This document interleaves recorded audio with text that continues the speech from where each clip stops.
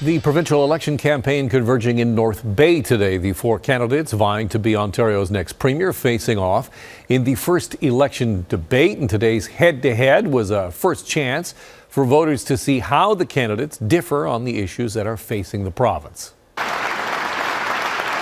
In the first face-off of the Ontario election campaign, candidates butted heads over affordability, transportation, and the pandemic, with Progressive Conservative leader Doug Ford finding himself on the defensive over COVID-19. Over 4,400 seniors lost their lives in long-term care because this government, this premier, when he was in office, promised an iron ring around long-term care. And what would you have done differently? Never showed up. And so I would have been protecting the seniors. Ford brushed past the most difficult parts of the pandemic and instead fought back with the positives. Well, we were in a full-out battle. We were working collaboratively with all 444 municipalities. We were able to stand up the PPE. While election debates like these often give the parties a chance to stand out from the crowd, perhaps the most surprising takeaway is who became the primary target. It was Stephen Del Duca who faced attacks from Doug Ford.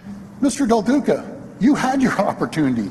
And you failed. You were the Minister of Transportation. You didn't build absolutely nothing. From Andrea Horwath. That's what Stephen Del Duca's Liberals did. They closed the Northlander. They sold off Hydro One. And at one point, from everyone.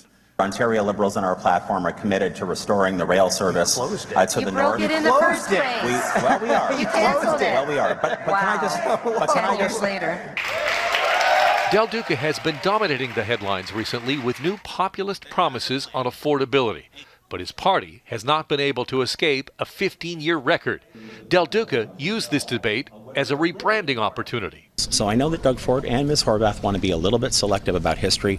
I'm not looking backwards. The new Ontario Liberal team is looking forward. A rebranding the Liberals are hoping will give them some forward-looking momentum.